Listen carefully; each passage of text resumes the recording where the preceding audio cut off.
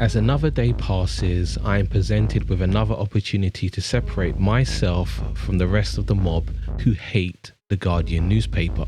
This mob hates the Guardian because they believe it symbolizes bleeding heart progressive values, wants to destroy the fabric of the United Kingdom, and has an acute obsession with transgenderism. Ignoring that the last part might be true, I hate the Guardian because I see it as an establishment-friendly, milquetoast, middle-of-the-road liberal outfit that quivers at the thought of having a Prime Minister slightly to the left of Barack Obama. You know, President Obama, the world leader that oversaw 563 drone strikes over 8 years. 10 times more strikes than Bush. And I just love that for him. But this is my argument. When The Guardian had the chance to support a Labour leader that was offering bog-standard European social democratic policies but exhibited quirky behaviour, they chose ambivalence. All of a sudden, now they have thrown their full weight behind a Tony Blair clone with the charisma of a rotten avocado. And it's well documented how I feel about Sir Keir Rodney Starmer. I hate the way that you walk, the way that you talk. I hate the way that you dress. So this video was always going to be made. Allow me to show you my problem with the Guardian newspaper.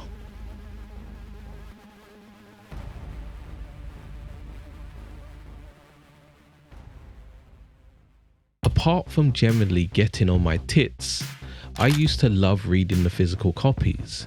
I still have the print from the day Barack Obama got elected president in 2008. Yes, I used to suffer from liberalism, but after consuming different books and political theory, I started to realize that my belief system no longer aligned with what the glorified magazine was trying to spout. To the point where even the most harmless articles gave me a weird feeling because of the not so quiet undertones.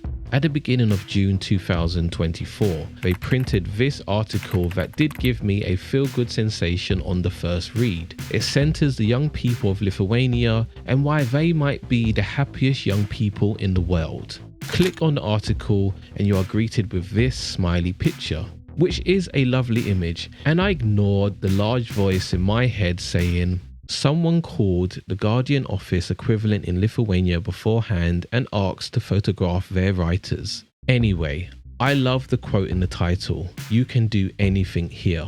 And this might be true. Here is a list of top 10 professional jobs required in Lithuania. And here is a list of the top 10 service jobs required in Lithuania. And call me presumptuous, but something tells me that the people featured in this photo and within the wider article would most likely gravitate towards the first list. Anyway, in the opening paragraph, the writer tells us, "I'm having coffee with the happiest 20-somethings in the world." We are told that the weather, cheap alcohol, and the national government handing out thousands of euros like free COVID jabs plays a big factor in this description. But the feel-goods don't stop there because the under-30s in Lithuania topped the World Happiness Report published in 2024. To put this into perspective, the United Kingdom and United States came 32 and 62 respectively, which is mentioned in the article. However, something the article fails to mention is that these are the countries that make up the top 10, and there isn't a single country from the continent of Africa listed in the top 79. But I'm not here to criticize the validity of a silly happiness report. I'm here to ask why an article that speaks to a filmmaker, marketer, software engineering student, and talks about Lithuania's capital being a G-spot because nobody can find it, still has this strong desire to speak about the Soviet Union.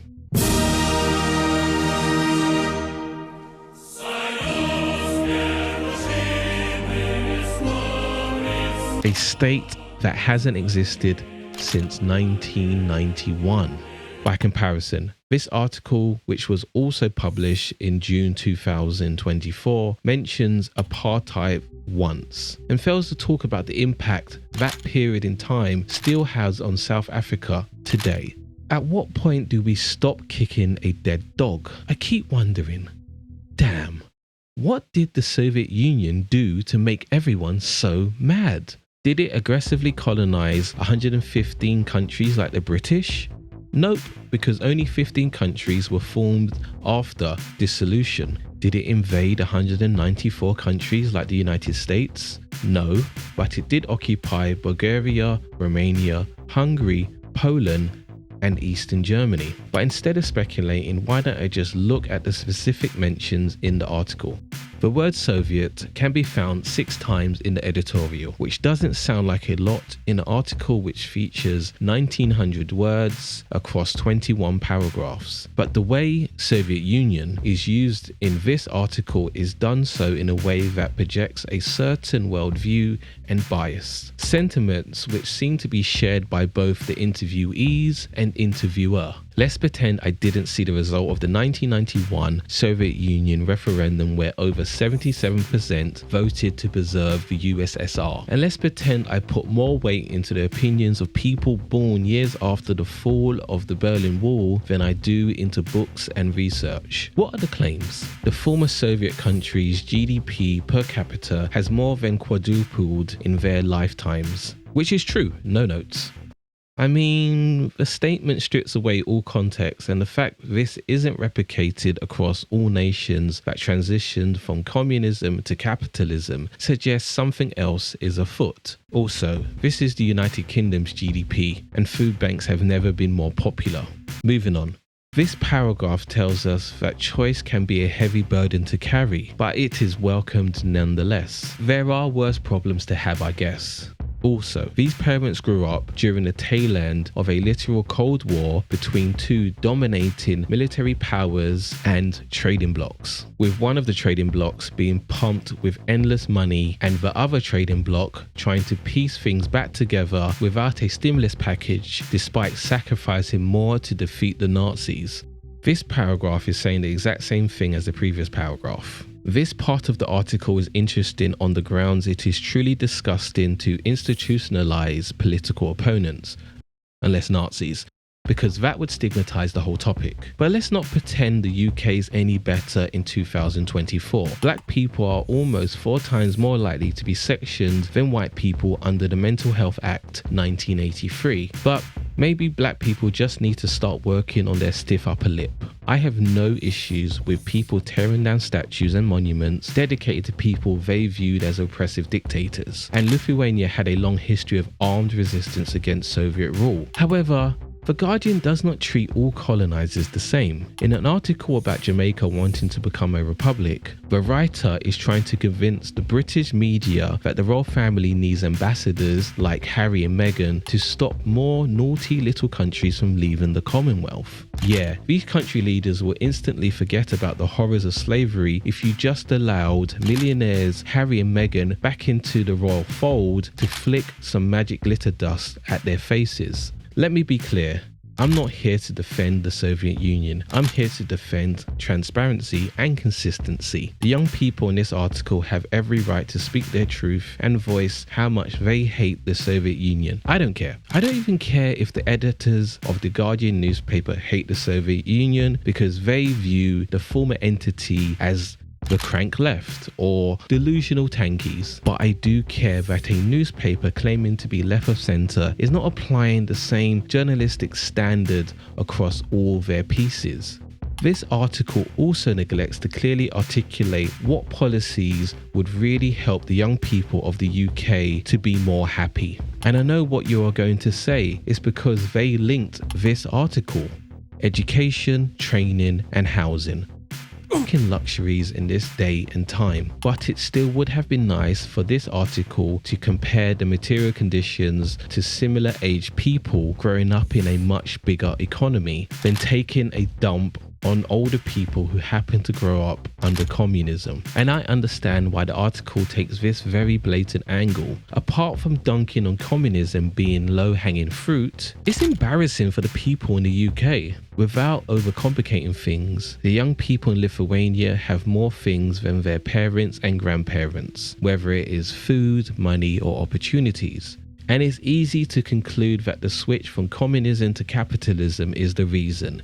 Case closed. But if you include British young people in the article, then you have to explain why young Brits are much more unhappy than their parents, grandparents, great-grandparents, great-great-grandparents, great-great-great-grandparents, and so on. Why do young Brits have less of everything? All while having the same economic system in the UK for 500 years. And it's very hard to explain this predicament without admitting the UK is experiencing the symptoms of late-stage capitalism and is now being crushed by the contradictions capitalism brings. In Wikipedia, The Guardian is described as centre-left or left of centre. This means they believe in strong government regulations, large redistribution of wealth, democracy, especially on a local level, free higher education, nuclear disarmament. Just to name a few approaches.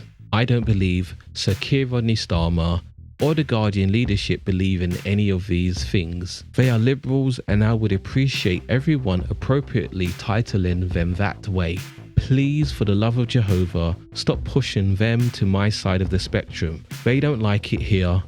The burden is too high.